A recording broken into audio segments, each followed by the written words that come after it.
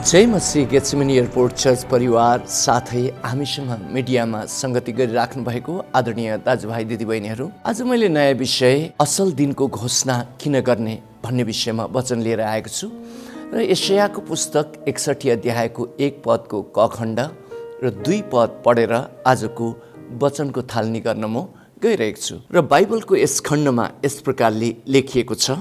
परमप्रभु परमेश्वरको आत्मा म माथि छ। अब म ठ्याक्कै 2 पद पढिदिन्छु। परमप्रभुको प्रसन्नताको वर्ष र हाम्रो परमेश्वरको बदला दिने दिनको घोषणा गर्न, सबै विलाप गर्नेहरूलाई सान्त्वना दिन भन्ने चाहिँ यहाँ यस प्रकारले लेखिएको छ। र ख्रिस्ट पारकी प्रिय दाजुभाइ दिदीबहिनीहरू, यस खण्डले हामीलाई परमेश्वरको प्रसन्नताको वर्ष घोषणा गर्ने दिनको घोषणा गर्नुपर्छ भनिकन यहाँ भनिएको छ भने त्यहाँ सुरुवातमा नै 1 पदमा परमप्रभुको आत्मा ममा छ भनेर चाहिँ बताइएको छ। र यही कुरालाई प्रभु येशूले लुकाको पुस्तक 4 अध्यायको 18 र 19 पदमा उहाँको सेवाकाई सुरु हुने समयमा नै उहाँले सभाघरमा परमेश्वरको धर्मशास्त्र लिनुभयो र यही कुराहरू उहाँले दोहोऱ्याइदिनु भएको थियो। परमप्रभुको आत्मा म माथि छ, अनि त्यही पछि 19 पदमा कि परमप्रभुको प्रसन्नताको वर्ष घोषणा गर्नको लागि भनिकन उहाँले भन्नुभएको थियो। प्रिय दाजुभाइ दिदीबहिनीहरू, र जसरी हामीले सन्ततिको श्राप सम्बन्धी वचन सुनेर आइरहेका छौँ र कसरी पुर्खाको श्राप आउने सन्ततिमा बहँदै जान्छ भन्ने कुराहरू सम्बन्धी मैले केही समय अगाडि तपाईँहरूलाई वचन दिएको थिएँ। भने जस्तो नै हामीले दिएको आशिष पनि हाम्रो सन्ततिमा छोरा नाति पलाती खलाती, छोरी नातिनी पलाती खलातिनीहरूमा बहँदै जान्छ भनिकन बाइबलले बताएको छ। र जसरी सन्ततिको यानि पुर्खाको श्राप भएर आउँदछ, त्यस्तै गरेर हामीले हाम्रो भावी पुस्ताहरूलाई हामीले आशिष दिन सकिएको खण्डमा, आशिष दिएको खण्डमा त्यो आशिषहरू बहँदै जान्छ भनिकन बाइबलले स्पष्ट गरेको छ। उदाहरणको लागि उत्पत्तिको पुस्तक 27 अध्यायमा इसाकले आफ्नो छोरा एसावलाई भन्नुहुन्छ, बाबु म अब धेरै वृद्ध भएको छु, म कहिले परमेश्वरलाई भेट्न जान्छु थाहा छैन, त्यसले गर्दाखेरि तिमीले एउटा शिकार मारेर लिएर आऊ र मिठो गरी त्यो शिकारलाई पकाऊ र मलाई खुवाऊ। मेरो हृदय प्रसन्न भएपछि म तिमीलाई आशिष दिन्छु र त्यो आशिष चाहिँ सन्ततिमा बगेर जानेछ, तिमीलाई पनि असल यानि भलाइ हुनेछ भनिकन इसाकले भन्नुभयो।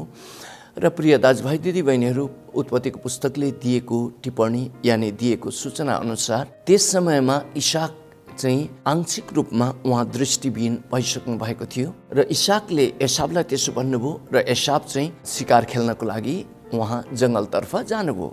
तर उहाँकै जम्लिया भाइ जो याकुब हुनुहुन्थ्यो, याकुबको आमा रिबेकाले चाहिँ यो कुरा सुन्न भएपछि तुरुन्तै याकुबलाई उहाँले भनिहाल्नुभयो कि तैँले गएर 2टा पाठा बगालबाट लिएर आइज र त्यसलाई चिरफार गर, काट र त्यो खाना म बनाइदिन्छु र म एसाव हुँ भनिकन बुवा भएकोमा जा र तेरो बुवाले जे आशिष दिनुहुन्छ तँ र तेरो भावी सन्तानलाई आशिष हुनेछ भनिकन रिबेकाले भन्नुभयो।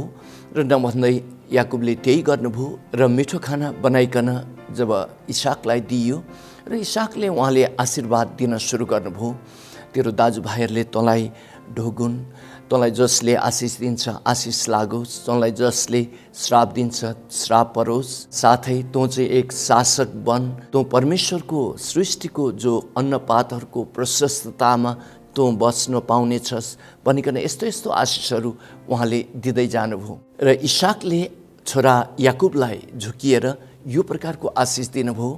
पछि गएर याकुबको सरसन्तानमा ती कुराहरू नै पुगेको हामी देख्दछौँ। प्रिय दाजुभाइ दिदीबहिनीहरू, जसरी याकुबको छोरा योसेफलाई चाहिँ उहाँको दाजुभाइहरूले गएर ढोग्न पर्यो, कारण उहाँ चाहिँ मिश्र देशको प्रधानमन्त्री हुनुभयो र उहाँका दाजुभाइहरूले जसरी अन्नपातहरू किन्न जानुभयो, त्यो समयमा उहाँलाई नचिनिकन टाढैबाट उहाँलाई ढोग्दै ढोग्दै उहाँको छेउमा आउनुभयो। साथै योसेफ चाहिँ मिश्र देशको अन्नपातको प्रशस्ततामा अन्नपात बाँड्ने मान्छेको रूपमा उहाँ त्यहाँ हुन पुग्नुभयो। प्रिय दाजुभाइ दिदीबहिनीहरू, र यहाँ इसाकले जे आशिष याकुबलाई दिनुभएको थियो त्यो उहाँको छोरा योसेफमा बहेको हामीले देख्दछौँ र याकुबको 12 जना छोराहरूमा योसेफ परमेश्वरको भय मान्ने छोरामा चाहिँ त्यो आशिषहरू बहँदै गएको हामी देख्दछौँ र त्यस्तै गरेर उहाँको दर सन्तानमा भावी पुस्ताहरूमा ती आशिष जो इसाकले याकुबलाई दिनुभएको थियो त्यही आशिषहरू उहाँको भावी पुस्तामा बहँदै गएको हामी देख्दछौँ र त्यही आशिष अनुसार चाहिँ परमेश्वरको समुदाय पनि उहाँहरू बन्न पुग्नुभयो। यानि याकुबको भावी दर सन्तान चाहिँ परमेश्वरको समुदाय बन्न पनि पुग्नु भएको हामी देख्दछौँ। प्रिय दाजुभाइ दिदीबहिनीहरू, यहाँ इसाकले आफ्नो छोरा याकुबको जीवनमा आशिष बोलिदिनु भयो, यानि असल दिनको घोषणा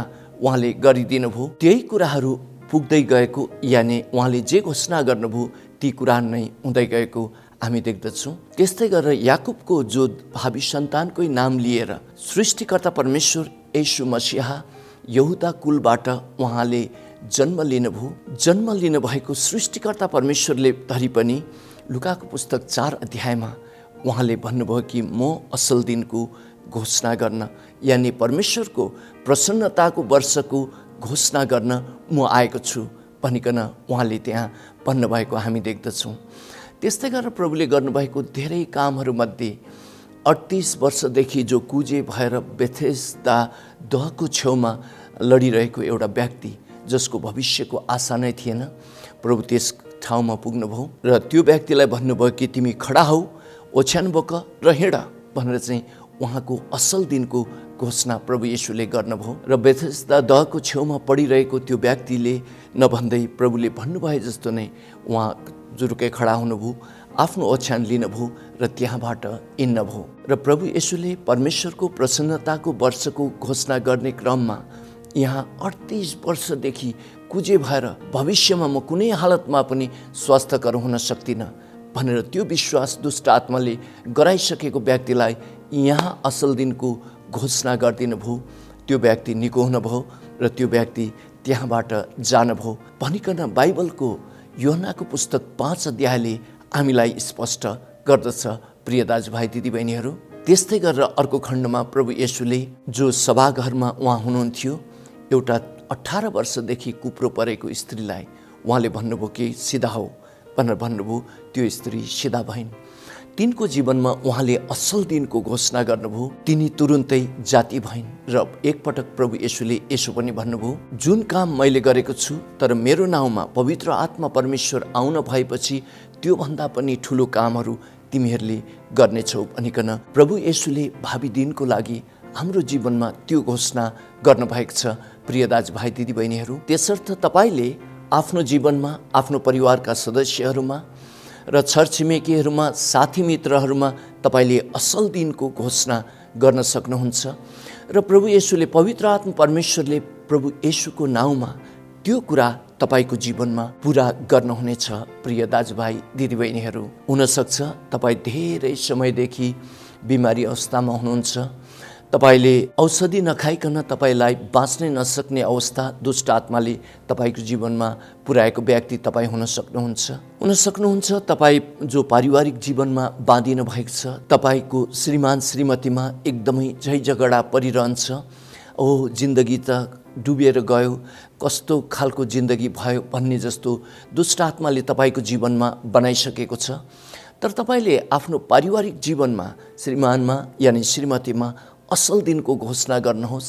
हाम्रो असल दिन आउनेछ, मलाई मेरो श्रीमानले माया गर्न सुरु गर्नुहुनेछ, मेरो श्रीमती मैले भनेको मान्नेछ, हाम्रो विचारहरू मिल्नेछ, हाम्रो प्रेमिलो जिन्दगी प्रभुले राखिदिनु भएको छ भविष्यमा भनेर चाहिँ त्यस प्रकारले तपाईँले असल दिनको घोषणा गर्न सुरु गर्नुहोस्। आफ्नो शरीरमा यानि आफ्नो परिवारको कोही सदस्यहरू त्यस्तो प्रकारको बिमारी अवस्थामा छन् र 38 वर्षको कुजे मान्छेलाई प्रभु येशूले चङ्गाई गर्नुभए जस्तो नै 18 वर्ष कुप्री भएको दिदीलाई उहाँले चङ्गाई गर्नुभए जस्तो नै उहाँ परमेश्वरमा सबै कुराहरू सम्भव छ।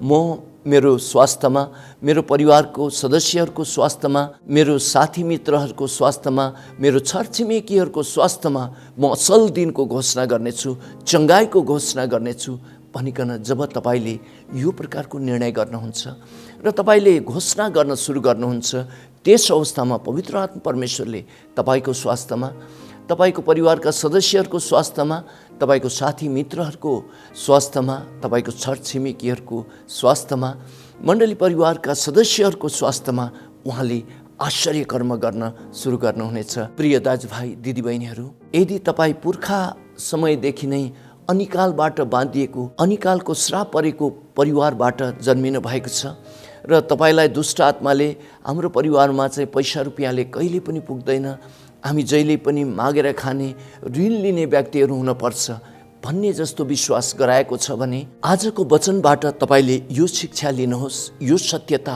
थाहा गर्नुहोस्। जसरी प्रभु येशूले एकपटक भन्नुभयो, तिमीहरूले सत्य थाहा पाउनेछौ र सत्यले तिमीहरूलाई स्वतन्त्र बनाउनुहुनेछ। र तपाईँले आफ्नो जीवनमा, आफ्नो परिवारमा त्यो साकाल घोषणा गर्न सुरु गर्नुहोस्। त्यहाँ तपाईँले आश्चर्य कर्म देख्न सुरु गर्नुहुनेछ। प्रिय दाजुभाइ दिदीबहिनीहरू, तपाईँले आफ्नो छरछिमेकीको जीवनमा, तपाईँले आफ्नो साथी मित्रहरूको जीवनमा साकाल घोषणा गर्न सुरु गर्नुहोस्। त्यहाँ तपाईँले आश्चर्य कर्म देख्न सक्नुहुनेछ। एकपटकको कुरा हो, म अमेरिकाको पेन्सिल्भेनिया राज्यको एउटा चर्चमा बोल्न गएको थिएँ। मेरो एकजना साथी, उहाँ बुढो मान्छे हुनुभए पनि हामी साथी भन्ने चलन थियो। उहाँको घर मिशिगनमा थियो र उहाँले मलाई बोलाउनु भयो, तर यसपालि म तपाईँलाई भेट्न आउन सक्दिनँ भनेर भनेको कारणले गर्दाखेरि उहाँ त्यही पेन्सिल्भेनियामा नै 12 घन्टा गाडी ड्राइभ गरेर आउने विचार गर्नुभयो। उहाँ आउनुभयो र आइतबारको दिनमा मण्डली सेवा सुरु भयो। उहाँ र म सँगै बसिरहेका थियौँ। उहाँले त्यो स्थानीय मण्डलीको पास्टर बाबुलाई म केही आशिषको घोषणा गर्न चाहन्छु भनिकन उहाँले भन्नुभयो। अनि त्यहाँ स्थानीय पास्टरले उहाँलाई समय दिनु भएपछि उहाँ उभिएर भन्न सुरु गर्नुभयो। उहाँले के भन्नुहुन्छ मलाई थाहा थिएन। उहाँले त्यहाँ पुलपिटमा गएर उभिएर भन्न सुरु गर्नुभयो कि म नेपाली गलैँचा किन्नको लागि नेपाल गएको थिएँ। त्यहाँ पास्टर टेकदालसँग मेरो भेट भयो र उहाँको घरमा म 1 महिनाभन्दा पनि ज्यादा बसेँ र मैले उहाँलाई पैसा रुपियाँले सहायता गरेपछि मलाई धेरै नै ठुलो आशिष भयो। उहाँलाई तपाईँहरूले पनि पैसा रुपियाँले सहायता गर्नुहोस् भनिकन उहाँले पुलपिटबाट भन्नुभयो। मलाई कस्तो नराम्रो लाग्यो, यो मानिसले दिएको कुरा पनि के भनेको होला, यो मानिसले यस्तो कुराको पनि के घोषणा गर्नुभएको होला भनेर म त एकदम निलो कालो भएँ। म एकदम निराश भए जस्तो भएँ र त्यो पछि मैले बोल्ने क्रम थियो, तर उहाँको विषयमा मैले केही पनि बोलिनँ। मैले सिधा जे वचन थियो त्यही मात्रै कुराहरू बोलेँ। र अमेरिकामा चर्चहरूमा बोलिसके पछाडि एक भेटी बोल्ने वक्तालाई उठाइदिने चलन छ र उहाँहरूले एक भेटी उठाउनु हुँदाखेरि त्यो चर्चमा मैले पहिला पनि बोलिसकेको थिएँ र जति भेटी उठ्दथ्यो त्यति नै भेटी त्यहाँ उठ्यो। यो साह्रो ठुलो चर्च पनि थिएन, करिब 40-45 जनाको चर्च थियो। त्यसपछि म र उहाँ छुटे पछाडि आएर मैले उहाँलाई कहिले पनि चिठी पनि लेखिनँ, केही पनि गरिनँ। तर प्रिय दाजुभाइ दिदीबहिनीहरू, उहाँले जे घोषणा गर्नुभएको थियो त्यो चाहिँ आत्मिकै कुरा रहेछ भन्ने कुरा धेरै वर्षपछि मात्रै मैले थाहा पाएँ। मेरो कान्छा छोरा चाइनामा इन्जिनियरिङ गर्नको लागि गयो र मैले, बाबु तैँले विदेशमा नपढ, मेरो आम्दानीको स्रोत अनुसार म पुर्याउन सक्दिनँ, नेपालमै पढ, इन्जिनियर पढे पनि नेपालमै पढ भनेर चाहिँ मैले छोरालाई भनेको थिएँ। तर छोराले ड्याडी विश्वास गर्नुहोस् प्रभुले पुर्याउनुहुन्छ भन्ने प्रकारको कुरा गरेपछि ऊ चाइनामा इन्जिनियरिङ पढ्नको लागि गएको थियो र मेरो छोराले इन्जिनियरिङ गर्नको लागि यति रकम लाग्छ भनेर चाहिँ जो भनेको थियो त्योभन्दा ठ्याक्कै डबल रकम लाग्न पुग्यो। पछि गएर म ऋणमा चुर्लुम्मै डुबिसकेको अवस्था थियो। प्रिय दाजुभाइ दिदीबहिनीहरू, र त्यो समयमा अमेरिकाको चर्चहरूमा मलाई वचन दिनको लागि त्यहाँ ढोकाहरू खुला गरियो। तर विशेष गरेर यही चर्च जो पेन्सिल्भेनियाको चर्चमा म लगातार 2-3 वर्ष बोल्नको लागि गएँ। जाँदाखेरि त्यो चर्चमा ती वर्षहरूमा जो भेटीहरू उठ्यो त्यो भेटी देख्दाखेरि मलाई आश्चर्य लाग्यो, कारण यो चाहिँ पहिलाको भन्दा धेरै गुणा ज्यादा भेटीहरू थियो र त्यो चर्चमा मानिसहरू त्यत्रो ज्यादा बढेको अवस्था थिएन। त्यस्तै 40-45 जना यानि 50 जनाको समुदाय मात्रै थियो, तर भेटी चाहिँ धेरै माथि गयो। तर जुन अरू चर्चहरूमा म बोलेँ त्यो चर्चहरूमा चाहिँ भेटीको जो रकम थियो त्यो बढेको अवस्था थिएन, तर कुनैमा चाहिँ घटेको अवस्था पनि थियो। तर त्यो पेन्सिल्भेनियाको चर्चमा चाहिँ त्यसरी भेटी बढ्नुको कारण चाहिँ उहाँ मेरो वृद्ध साथीले त्यहाँ चाहिँ उहाँले पास्टर टेकलाई दिँदाखेरि मलाई धेरै आशिष भयो, उहाँलाई दिनुहोस् भनेर चाहिँ मेरो जीवनमा पैसा रुपियाँको घोषणा गरिदिनु भएको थियो। त्यो कारणले नै त्यो भएको हुन पर्दछ प्रिय दाजुभाइ दिदीबहिनीहरू। र त्यही चर्चमा उठेको भेटीको कारणले गर्दा मलाई जुन ऋण छोरा पढाउँदाखेरि लागेको थियो त्यो ऋण मैले पुरै रूपमा तिर्न सकेँ। र यहाँ एकजना साथीले मेरो जीवनमा पैसा रुपियाँ सम्बन्धी चाहिँ घोषणा गर्नुभयो। मैले उहाँलाई घोषणा गर्नुहोस् पनि भनेको होइन। र पेन्सिल्भेनियाको चर्चमा मलाई ऋण लागेको छ भनेर मैले कहिल्यै पनि पैसा रुपियाँको कुराहरू पनि मैले त्यहाँ गर्दै गरिनँ। तर पनि यहाँ मेरो साथीले मेरो जीवनमा पैसा रुपियाँहरूको आशिष सम्बन्धी घोषणा गरिदिनु भयो र प्रभुले त्यो जग्गामा मेरो जीवनमा ऋण तिर्नको लागि उहाँले काम गर्न पनि भयो प्रिय दाजुभाइ दिदीबहिनीहरू। र यही कारणले गर्दाखेरि तपाईँले प्रार्थना गर्नुहुँदाखेरि आफ्नो जीवनमा पनि तपाईँले आफूले आफूलाई पनि असल दिनको घोषणा गर्न आवश्यक छ। आफ्नो परिवारका सदस्यहरूलाई पनि असल दिनको घोषणा गर्न तपाईँले आवश्यक छ। त्यस्तै गरेर आफ्नो साथी मित्रहरूलाई पनि तपाईँले उहाँहरूको असल दिनको घोषणा गर्न आवश्यक छ। यहाँ इसाकले छोरा याकुबलाई त्यो असल दिनको घोषणा गरिदिनु भयो र त्यो असल दिनको घोषणा यानि त्यो आशिषको प्रार्थना पाउनको लागि यहाँ याकुबले आफ्नो बुवालाई छल्न भएको पनि हामी देख्दछौँ। र प्रभुलाई राम्रोसँगले विश्वास नगर्ने व्यक्ति यानि नास्तिकता हृदय भएको व्यक्तिलाई त यो असल दिनको घोषणा गरेको के अर्थ र भन्ने जस्तो लाग्न सक्दछ। तर पवित्र बाइबलमा त यो कुराहरू छ कि तपाईँलाई आशिष हुने व्यक्तिबाट असल दिनको घोषणा गरिदिएको खण्डमा तपाईँ र तपाईँको परिवारको नै भावी सन्ततिको नै असल दिनहरू आउन सक्दछ। प्रिय दाजुभाइ दिदीबहिनीहरू, त्यसर्थ तपाईँले असल दिनको घोषणा गर्नुहोस् भन्दै म टेक दाहाल आजको वचनबाट बिदा हुन्छु। जय मसीह।